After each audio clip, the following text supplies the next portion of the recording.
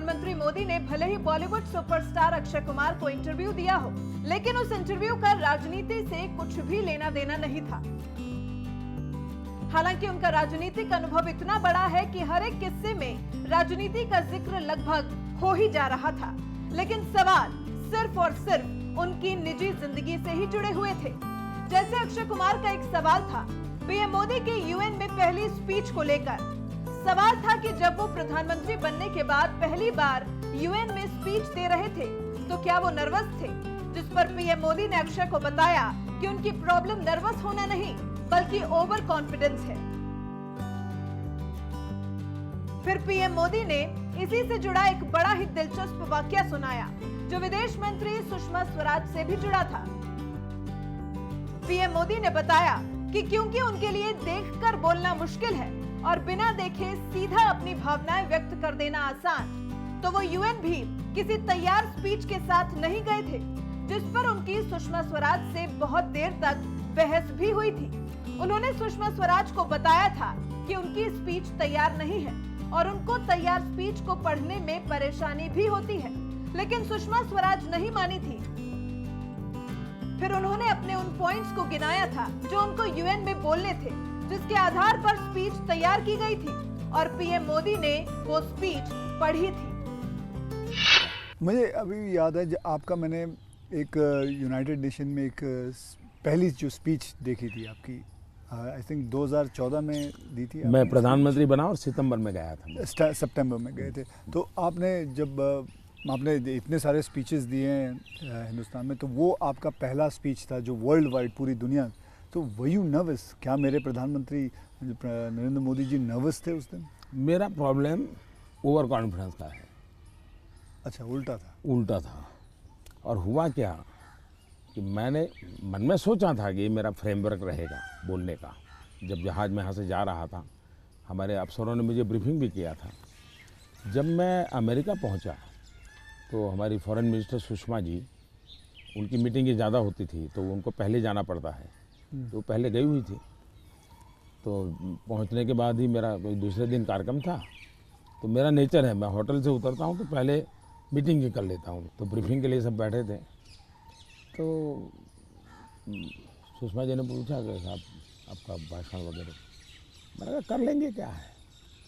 तो वो अड़ गई। उन्होंने बड़ा आग्रह नहीं कि बोले साहब ऐसा नहीं चल सकता। अच्छा, अफसर लोग बोल नहीं पाते थे मुझसे, किसी ने मुझे कहा भी नहीं था। बोले यहाँ एक्सटेम्पो भाषण नहीं करना चाहिए, बोले लिखित स्पीच होना चाहिए। मैंने कहा मैं तो न किसी को लिखने के लिए कहा है, न मैंने लिखा है, मैं तो हर जगह वैसे ही करता हूँ।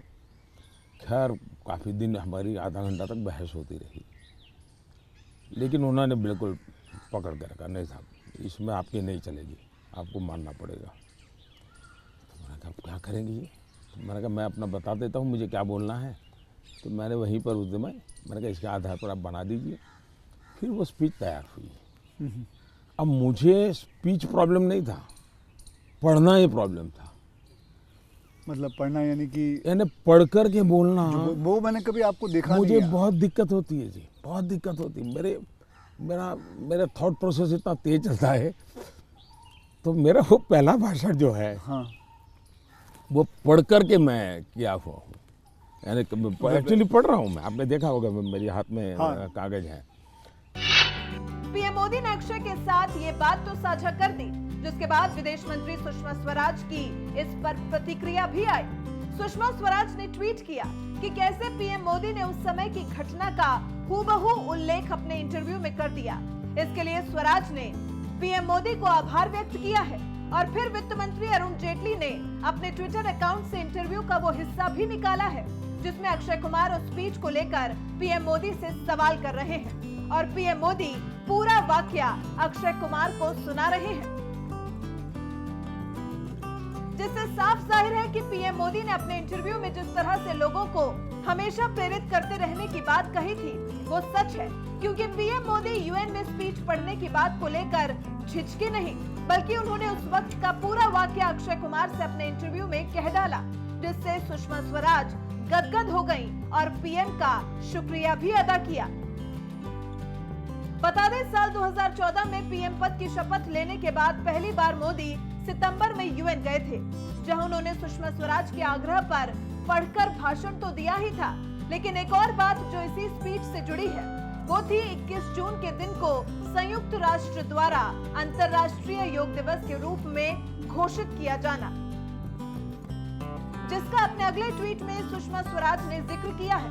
सुषमा स्वराज उस स्पीच का जिक्र करते हुए ट्वीट करती है कि यूएन में पीएम के भाषण के ठीक 75 दिन बाद 177 देशों के हस्ताक्षर के साथ यूएन की तरफ से भारत का यह प्रस्ताव निर्विरोध पारित हो गया था, जो कि इतनी कम अवधि में पारित होने वाला पहला प्रस्ताव है जिसकी गूंज आज तक पूरे विश्व में सुनाई दे रही है।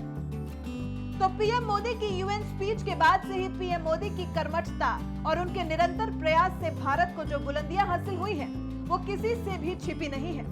सिर्फ योग दिवस के लिए ही नहीं, बल्कि मोदी सरकार के और बड़े कदमों की वजह से भारत का नाम आज देश दुनिया में बड़े सम्मान के साथ लिया जाता है और वर्ल्ड रैंकिंग में भी भारत की रैंकिंग में काफी सुधार दर्ज किया गया है। हमारे प्रधानमंत्री आम खाते हैं? ये भी उसका क्वेश्चन है कि आम खाते हैं, और अगर खाते हैं तो क्या काट के खाते हैं या ऐसे गुठली के साथ खाते हैं? मतलब होता है ना, वॉश बेसिन के ऊपर खड़े होके गुठली के साथ आम खाना, उसका मजा ही कुछ और होता है। तो मैं जानना चाहूँगा कि आप आम खाते हो? एक तो मैं आम खाता भी हूँ और आम खाना मुझे बहुत पसंद भी है। अच्छा। और गुजरात में आम रस की परंपरा भी है। वो तो बहुत। लेकिन जब मैं छोटा था तो वैसे तो कोई आम वाम खरीदना वरीदना तो हमारे लिए कोई उस प्रकार की कोई लग्जरी हमारी फैमिली थी नहीं। लेकिन कभी खेतों में चले जाते थे तो हमारा देश का जो किसान है बड़ा उदार रहता है। कोई खेत में आकर के खाता है तो कभी रोकता नहीं है, चोरी करता है तो रोकता है। तो आम के पेड़ पर जो पकी हुई आम थे वो खाना हमें ज़रा ज़्यादा पसंद था। यानी उतारने के बाद पकाया हुआ नहीं, नेचुरल कोर्स में पका हुआ। और फिर पूरा का पूरा, अच्छा तब तो ये हाइजीनिक की कोई समझ भी नहीं थी कि धोना चाहिए, टिकना करना, कुछ नहीं समझते थे, ऐसा ही अपना कर लेते थे। लेकिन बाद में जैसे जैसे बड़े तो कई वैरायटियों के विषय में जानने लगे, आम रस खाने की आदत लगी। लेकिन इन दोनों मुझे कंट्रोल करना पड़ता है। अच्छा, अभी फिलहाल कंट्रोल? अब फिलहाल में मुझे सोचना पड़ता है कि इतना खाऊं या ना खाऊं। नरेंद्र जी, मैं आपसे ये पूछना चाहूँगा कि आपने कभी सोचा था कि आप प्रधानमंत्री बनेंगे? कभी आपने सोचा था? और सोचा भी था तो कौन से साल में, कौन सी उम्र में आपने सोचा था कि मैं इस देश को चलाना चाहूँगा? कभी ऐसा विचार नहीं आया। अच्छा। और सामान्य लोगों के मन में बात गले नहीं उतरती है। शायद जो बन जाते हो सबके जीवन में ऐसा होगा। मैं नहीं मानता हूँ कि यानी कोई एकदम फैमिली ही उसी प्रकार से बैकग्राउंड वाली हो और किसी के मन में इच्छा जगती हो तो बहुत स्वाभाविक है।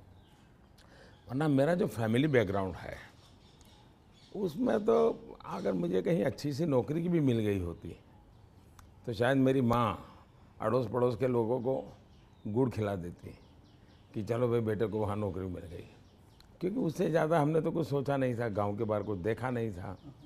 ये तो ऐसे ही यात्रा चल पड़ी और देश मुझे लेता चला गया। तो अपने आप ही बनते चले गए, सब कुछ जिम्मेवारी आती गई। बहुत ही मतलब नेचुरली रहा है इसमें। वैसे मुझे मेरी दृष्टि से, मेरे व्यक्तिगत जीवन की दृष्टि से अननेचुरल लग रहा है।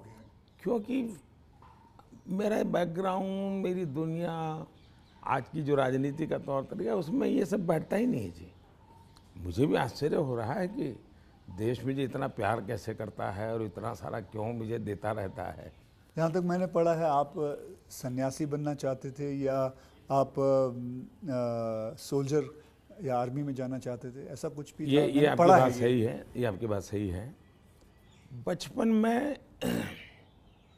मेरा एक स्वभाव था किताबें पढ़ना, लाइब्रेरी चला जाता था, तो बड़े बड़े लोगों के जीवन पढ़ना ये शौक़ रहता था। कभी फौज वाले यूनिफॉर्म में निकलते थे तो मुझे बड़ा देखता था, कभी बच्चे की तरह खड़े होकर के सैल्यूट कर देता था।